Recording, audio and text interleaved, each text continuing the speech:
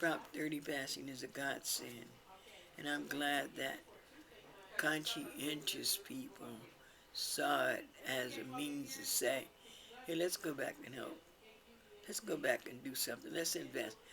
We didn't have a lot when we were poor, but my mother never complained on paying taxes for our property because she said, somebody's helping my children. I have a right to help too. Like we're with this fiscal cliff thing with the rich people. We want them to help pay the taxes, pay a little more of the taxes, okay. But not being wealthy, my mother felt that because somebody paid for our education, it was her obligation to make sure that she paid her taxes so that somebody else's child could get educated. And so it's a godsend, and he fought hard. I couldn't believe how people fought that Proposition 30 and Proposition 38, but it was just a miracle that it passed. And now with the other sad thing too is we had to lay off quality teachers, teachers that were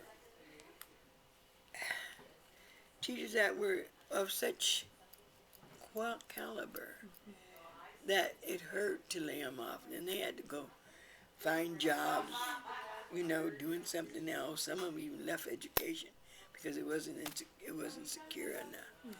And then that's why you got a lot of people afraid to come into education because your job is dependent upon the constituents in your community that decide whether you're worth them voting for or not. Education shouldn't be like that. Education should be that it's automatic that this is at the top of the burner. And that education is going to be a priority over a lot of things.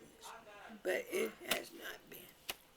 And that's why it's kind of scary because if we don't educate these kids, ready or not, they're going to take over. And God help us if they take over without being educated. We are in trouble. And today we can sit here complacent and say, we are paying too much taxes, paying too much money for taxes, we're doing this. But no, our job is to prepare these children for the takeover. And the only way we can prepare them is to let people know education must be at the top of the priority poll.